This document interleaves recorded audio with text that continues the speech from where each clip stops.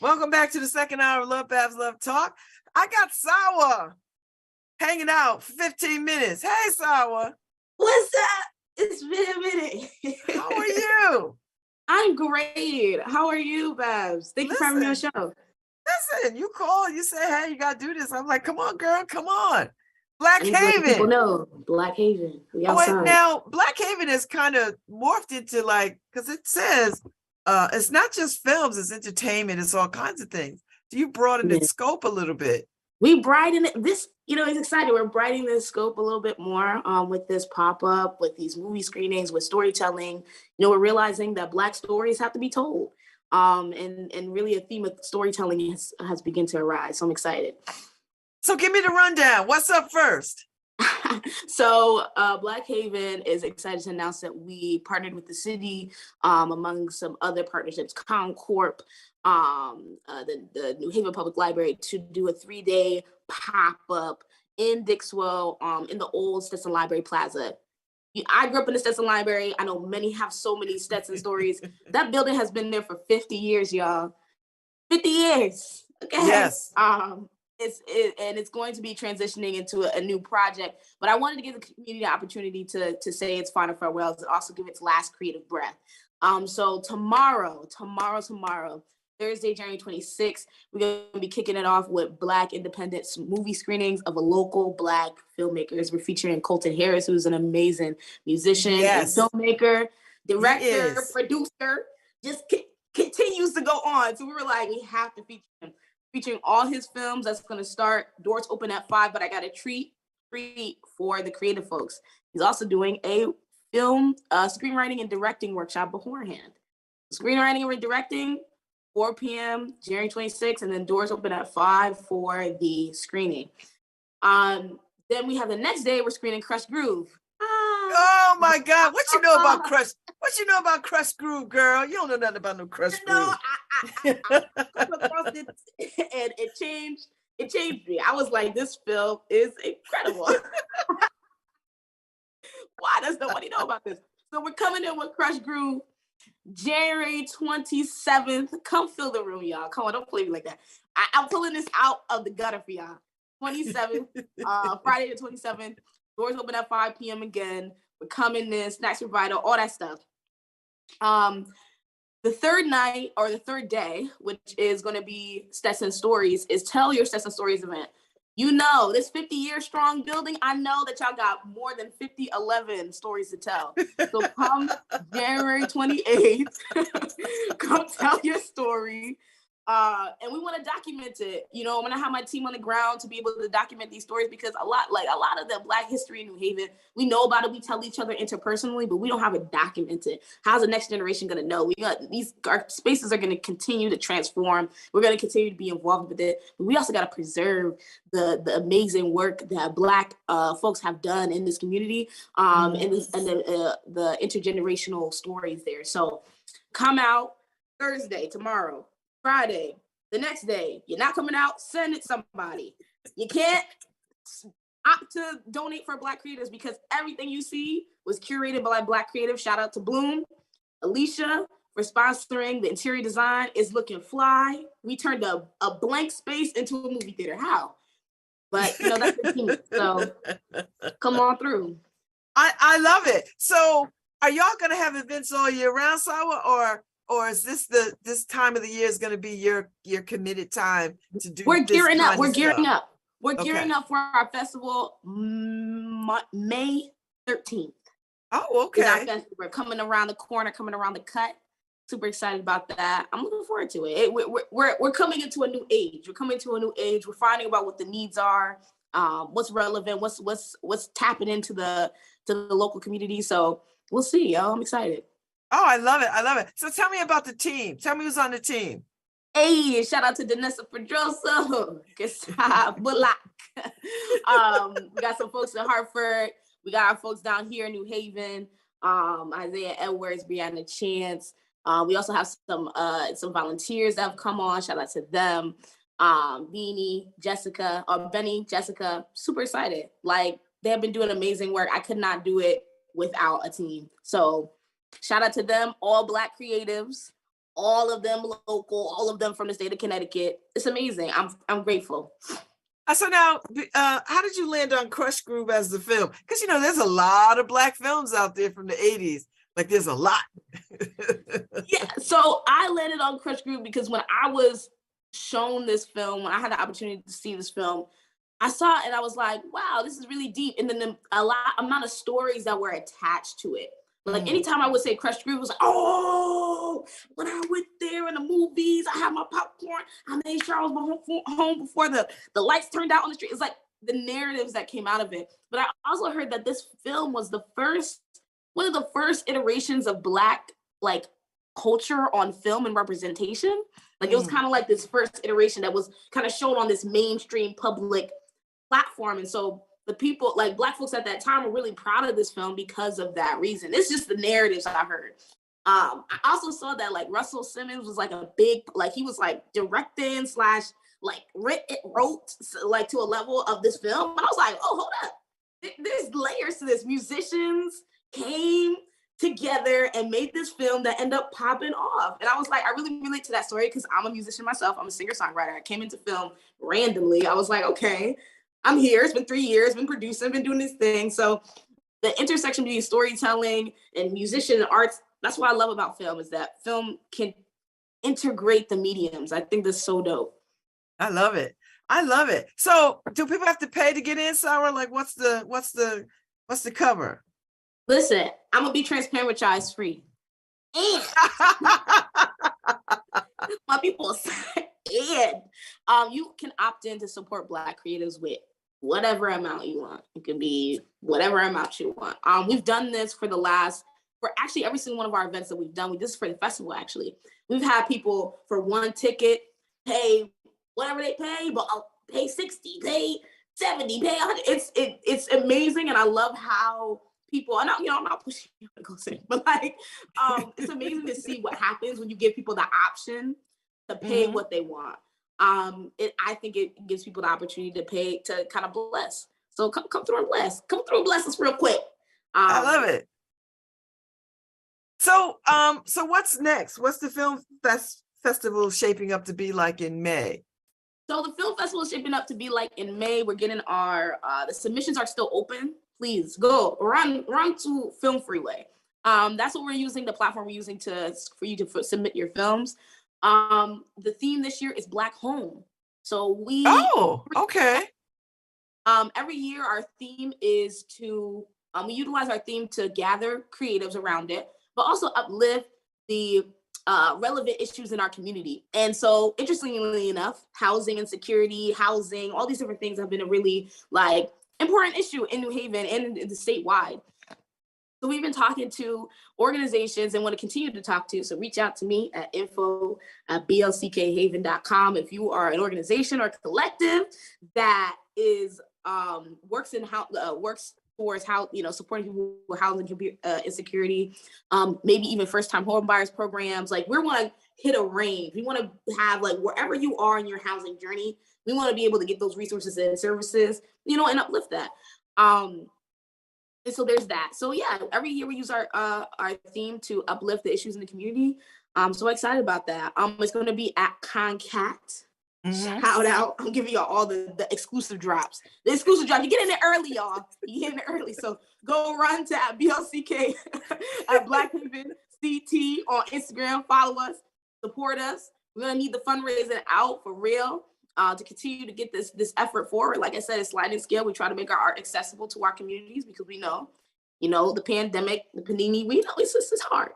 So yeah, that's what's up with this. That's what this year is shaping up to be like. We're going to be able to really kind of continue to fill out this vision like we originally had. I love it. Well, I so appreciate you coming on this morning and giving me the drop. I love it. I got to give you the exclusive drop. I'm such a fan of you and everything that you do. Before you go, what are you singing at these days, girl? I know you got to be singing somewhere.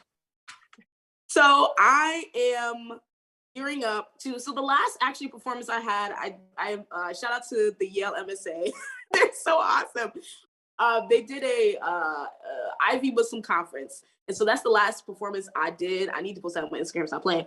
But this next round, I'm working to do my own curation of a show. So I want to do like an own creation of show. And that is going to have my second EP. So yes, everybody, I'm working on EP2. It's happening. I'm glad. Yes, it's happening. I'm excited. So they got a glimpse of this new iteration of this EP2. So thank you for asking. Because of course, you're one of my favorite creatives. So I always love watching what you do, and I love when you sing. So there's when it drops, you'll be the first. Yeah, you gotta come on this show and let's play some of them, and then you're gonna talk about what they are and why. I'm ready for that. And I want you to come back for the film festival too, so you can spend more time and talk about the process and the films that you've gotten in and all that kind of stuff. Because it's been a process, y'all. Yeah, listen, it's not easy, but you're doing it. So there's that. And you're setting a good example for these young people out here to see that if they want to make something happen, they got to do it. Just do it. Listen, I got to tell myself it every day. So how's the apartment? It looks pretty from where I see. Thank you. My information up there. Shout out to my tree. It's good. It looks gorgeous, Salwa. Thank you. I'm taking care of it. Shout out to my neighbor. She moved, and for our group next to it, and she moved in because her husband passed away. So I was like, I must take care of this tree and keep holding it in my care. So shout out to her. She really somebody dear to me. Okay. Well, thank you, Salwa, for popping in. I love the pop in. So if everybody's listening tonight, pop into the event starting tomorrow. So you got a weekend long of activities. So I don't want to hear nobody say they have nothing to do. You can see a film, you could tell a story, you could hear stories, you could watch a film, you could sit in on a lecture and a class about how to make films. So there's a lot going on. A lot. Choose to start your Black History right. Come on. I love it. And I love the fact that you are saying goodbye to the old Stetson Library too. That's a beautiful thing. Yes. Beautiful thing. Love it. Thank you, guys. I'll see you in these streets. Peace. See you in the street. I love that girl. Love that girl. So talented and creative. I've just watched her blossom over the years. I've watched her come into her own. I watched her struggle and I watched her rise up. And that's what, as a parent, that's what all we want to see is our kids rise up. Sometimes they don't see it that way, but that's secretly this all that we want. So I know Paul is out there scouring the streets for word on the street. So he'll pop in any minute now, as soon as he run up on somebody. And we'll end the my show today with some word on the street stuff. So I know he out there walking mighty fast, walking mighty hard. Try to get somebody. I was like, okay, all right. And we'll see how it goes. So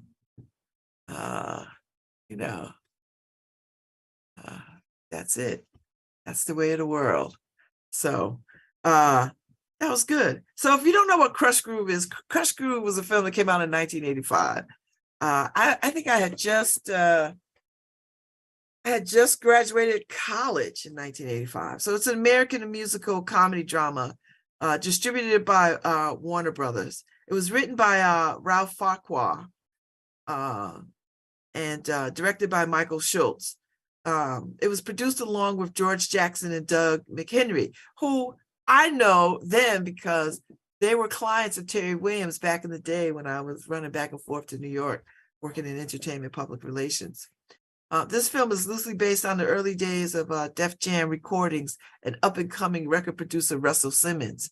In the movie, he's renamed Russell Walker, and he's portrayed by Blair Underwood in his feature film debut. I didn't realize this was Blair Underwood's first movie. Simmons was the film's co-producer and story consultant. He also had a cameo in the film as a club owner named Crockett. So let me tell you who's in Crush Groove. Sheila E., Run DMC, the Fat Boys, Curtis Blow, Blair Underwood, and New Edition. Like, that alone should make you just want to watch this film. And I don't know if you can see it on Netflix, but if you can't see it, this weekend would be a good time to see it over at the Old Stetson Library.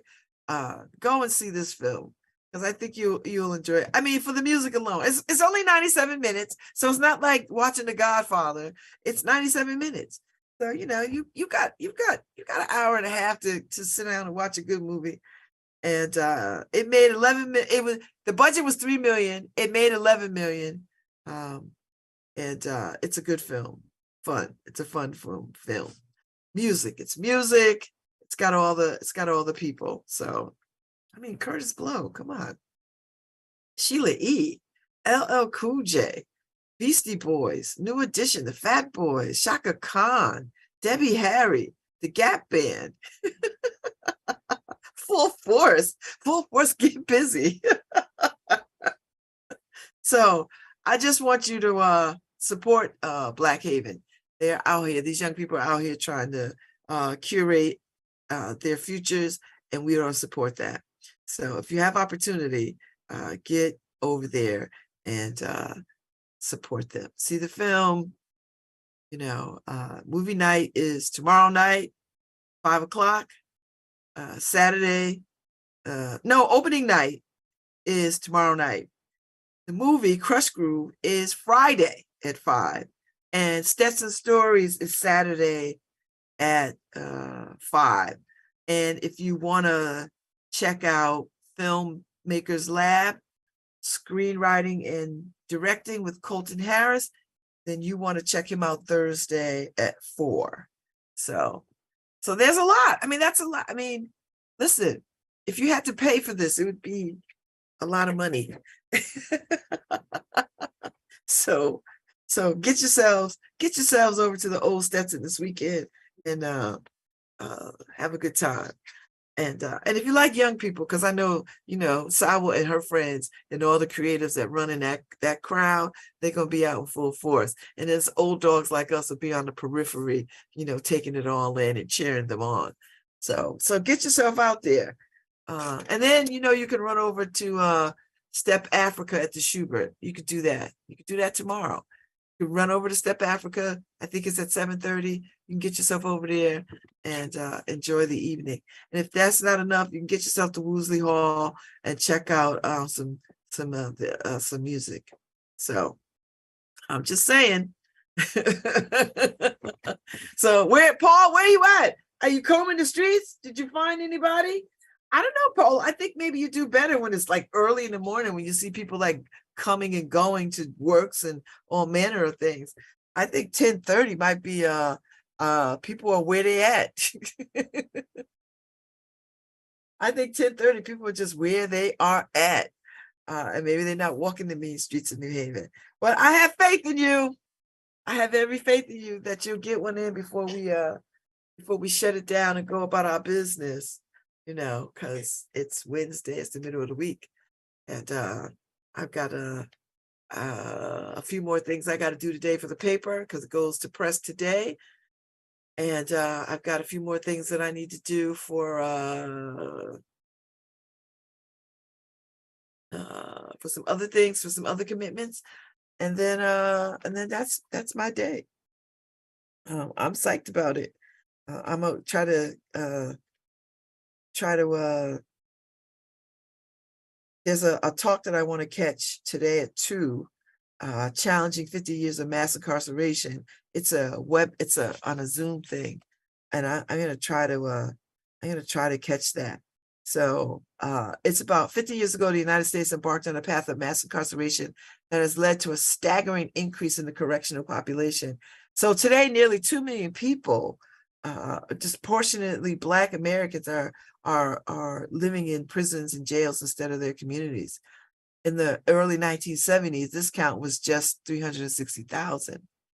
This year, the Sentencing Project, alongside a wide-ranging group of advocates, experts, and partners, are launching a new campaign, 50 years in a wake-up, ending the mass incarceration crisis in America. This powerful public education campaign is designed to raise awareness about the dire state of the country's criminal legal system, the devastating impact of incarceration on communities and families, and propose more effective crime prevention strategies for our country. So they're doing a virtual launch at 2:00. I'm gonna make that. I'm gonna be in the mix. That's my plan. And examine the data behind the past 50 years of mass incarceration in the United States, and provide opportunities and resources for organizations to get involved. So they've got an interesting panel of people, some heavy hitters, some interesting people. Ngozi Gondanush, the Sentencing Project, Kate Trammell, Prison Fellowship, Monica Reed, National Association of Criminal Defense Lawyers, Ebony Underwood, We Got Us Now, Ronald Simpson Bay, Just Leadership USA. So I've already registered. So it starts at 2:00. I think they probably hold it to an hour and a half or so. But that's my goal, is to tune in and be about that. So that's my early part of the afternoon, because I am very interested still in eradicating mass incarceration. I'm standing right now in the creative space of looking at it from a creative perspective, an artist perspective, because I'm finding artistry as a new way to solve problems, creative ways to solve problems. So I'm standing in that space. So that's what, and I'll tell you what I learned tomorrow. Like if I learned anything, and I will. I mean, just the statistics alone are staggering. And Aru is here tomorrow. We got to get our Arisha check-in. So Anru is here tomorrow, and we get to have a conversation and get our Orishas lined up. I don't even know if that's the way you say that. Like, whatever your Orisha is, whatever the one that you are having affinity for, we're gonna get them all. We're gonna get this ancestor call up, and it's always good to have Anru. He is really these days my spiritual touchstone. So I'm looking forward to the conversation with him tomorrow. And that's our thing. Elizabeth Alexander, I'm gonna tune in tomorrow. She's doing a virtual State of Our Union, telling the American story. So I'm gonna zoom in on that tomorrow. That's later in the day, and I can't wait. Elizabeth Alexander heads up the Mellon Foundation, and she has made them a social justice organization. She done made them white folks a social justice organization. Go ahead, girl. Now, if we can get you to come to Yale, make Yale a social justice institution. Ooh, child, the world is changing. It is changing for sure, for sure. So that's tomorrow. So there's a lot going on, people. There's a lot going on, and you can be about it, be a part of it, all the things. So yeah. So I'm waiting for Paul to find somebody. Oh, there he is. All right. Paul is in the house. I knew he wouldn't disappoint. We're gonna get this word on the street. I don't know who he's gonna talk to this morning at 10:30, because I feel like if you out there, you know what I mean? You're in.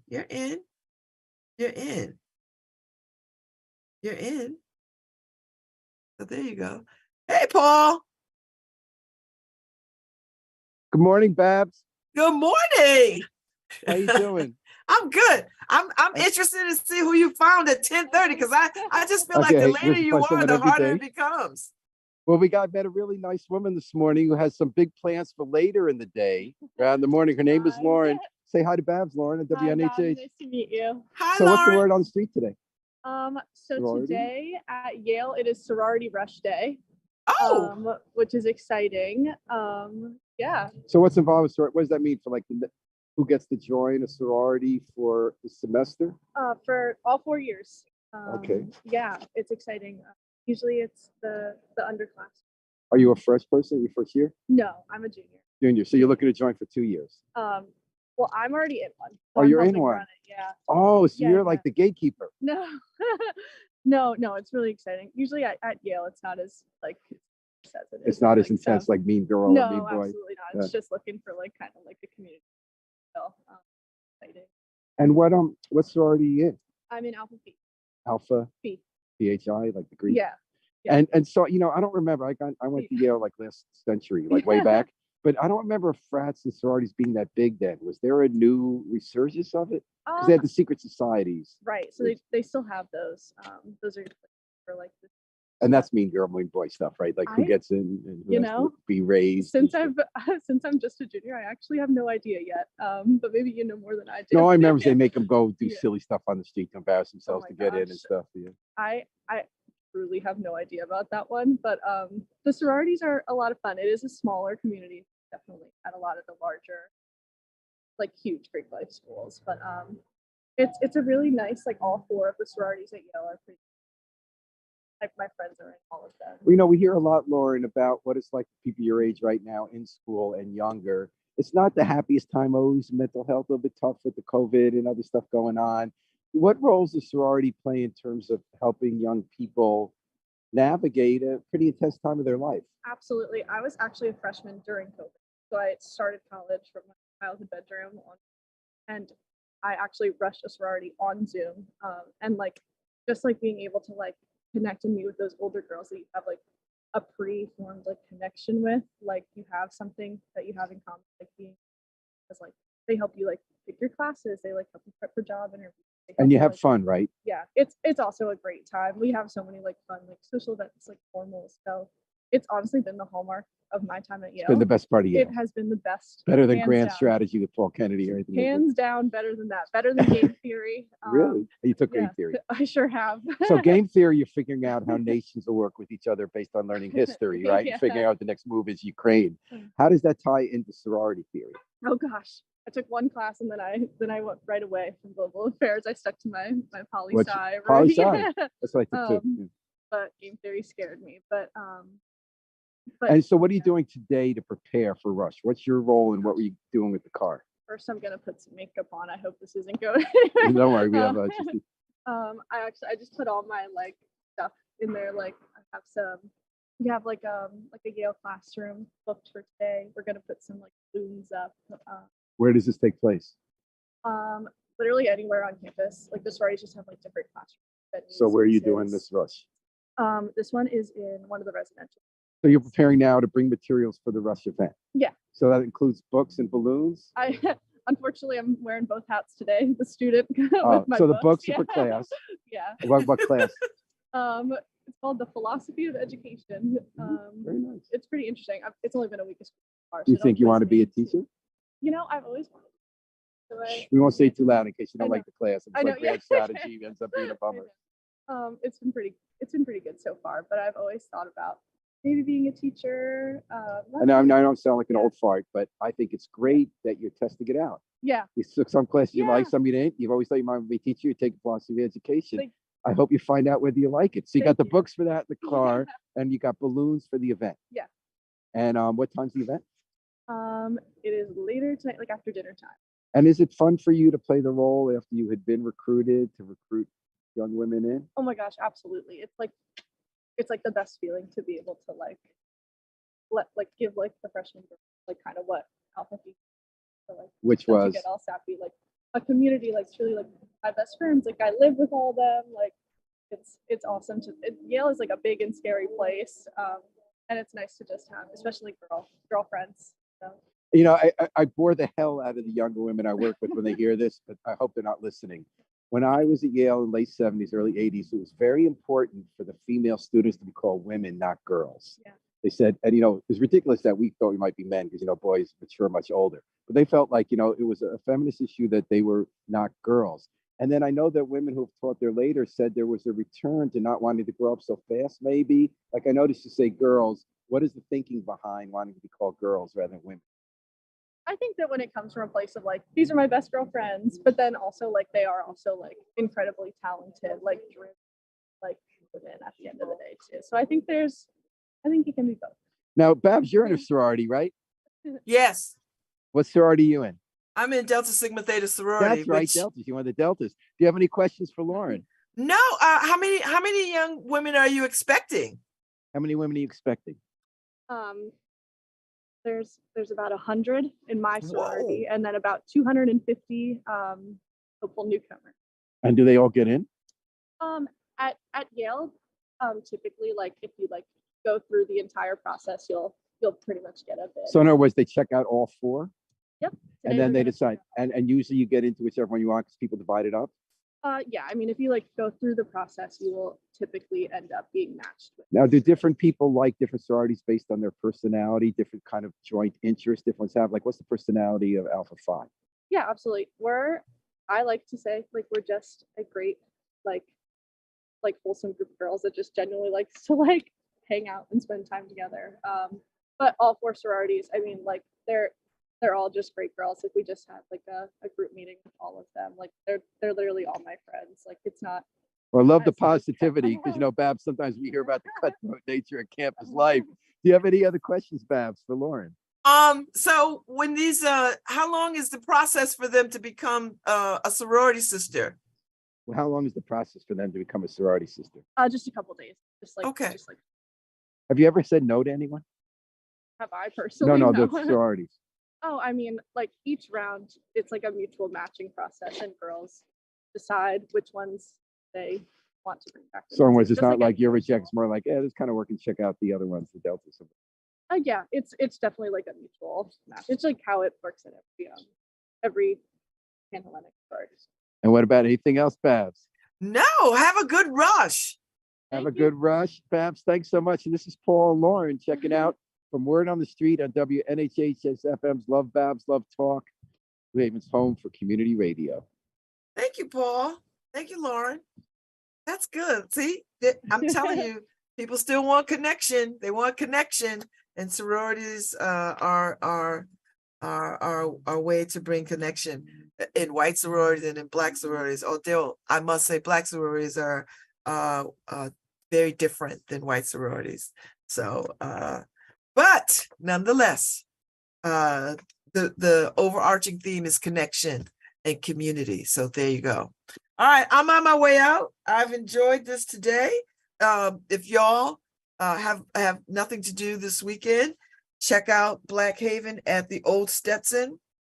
Anytime after 4 o'clock, they'll have a film and workshop around filmmaking. There'll be storytelling Thursday, Friday, Saturday. So make your way over there to the Old Stetson. And hey, this is your opportunity to say goodbye to the Stetson at that. So you get to say goodbye to the old space. So it's a pop-up. And if Bloom is in charge of tricking out the space, I know it's going to be hella gorgeous. So I'm just going to go just so I can see Alicia's handiwork. I love what she did at the Marcel for the Arts and Ideas Gala. So listen, and that brutalist building is brutal. So she made it look like a garden where there's no windows and no decent light. And she made it feel like a garden. So I can imagine how she's going to make this feel like a theater. She has such good eye. She has such a good eye. So anyway, y'all behave. I'll be back tomorrow on Thursday. And then we'll have some more wrap up on what's going on. So I'll see y'all. Thanks, Harry Jones. I'll see you tomorrow. Crush grooving, body moving. Crush grooving, body moving. Crush grooving, body moving. Crush grooving, body moving. Crush grooving, body moving. Crush grooving,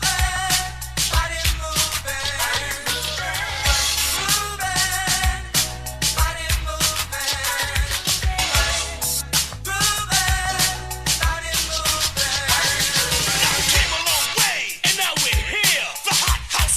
Crushes of fear, 3 bad rockers who gain recognition, and we are the ones that are in position to hang with the best. And if you don't believe, check out the rhyme that we conceive.